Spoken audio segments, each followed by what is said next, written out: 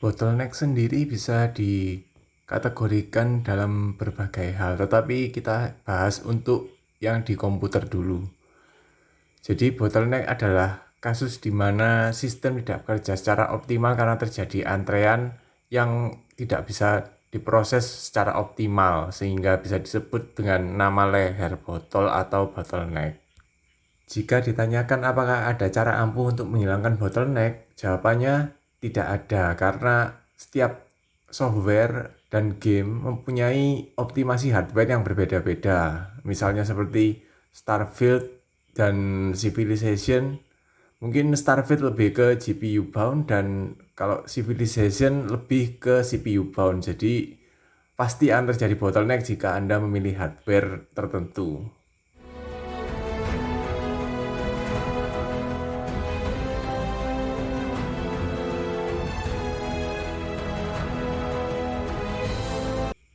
Jenis-jenis bottleneck sendiri ada beberapa, tidak hanya CPU dan GPU, tetapi ada juga yang berhubungan dengan data seperti SSD, HDD, tapi kita fokus ke CPU dan GPU saja.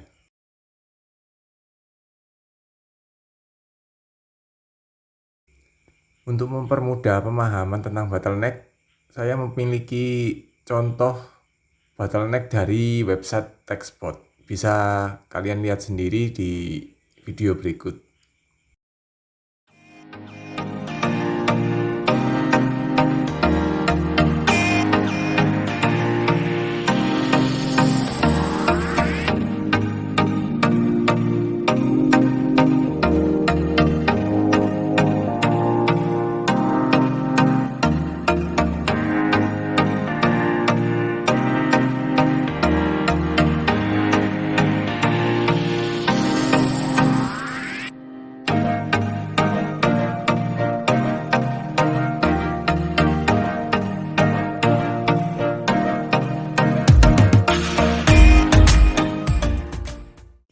Jadi seperti yang terlihat di benchmark, i3 13100 masih sanggup mengimbangi R6650 XT.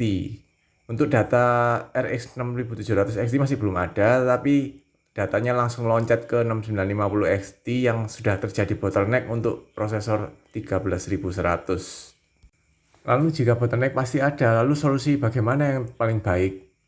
Menurut saya secara subjektif ya, untuk bottleneck yang terbaik tetap lebih baik bottleneck di GPU daripada di CPU. Kenapa? Karena saat GPU kurang kuat menjalankan game, ada solusi untuk menurunkan grafis. Tapi jika prosesor yang kurang kuat, seringkali menurunkan setting grafis tidak akan berpengaruh apa-apa. Jadi satu-satunya cara hanya mengganti prosesor kita. Sekarang kita coba untuk melenceng sedikit ke pertanyaan yang sering ditanyakan oleh orang-orang. Apakah prosesor tidak penting untuk resolusi 4K? Jawabannya bisa ya, bisa tidak. Jadi mungkin jawaban yang paling tepat adalah prosesor tetap penting untuk resolusi tinggi, tapi semakin tinggi resolusi, maka kenaikan performa CPU yang diperlukan semakin kecil.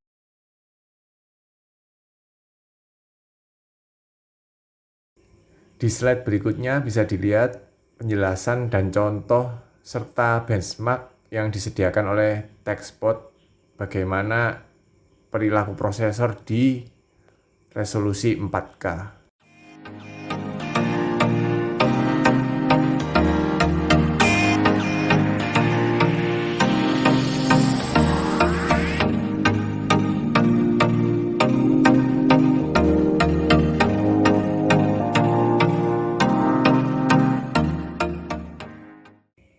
Jadi kesimpulannya adalah prosesor tetap penting untuk resolusi tinggi tapi tidak sepenting GPU. Jadi untuk gaming alokasikan saja dana Anda ke GPU daripada prosesor, karena untuk resolusi tinggi lebih demanding ke GPU.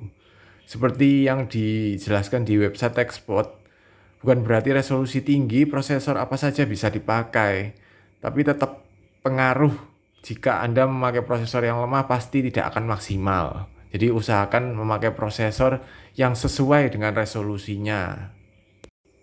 Berikut ini adalah rekomendasi saya untuk combo dari beberapa CPU dan GPU yang bagus. Untuk rekomendasi lain, Anda juga bisa menambahkan di kolom komentar.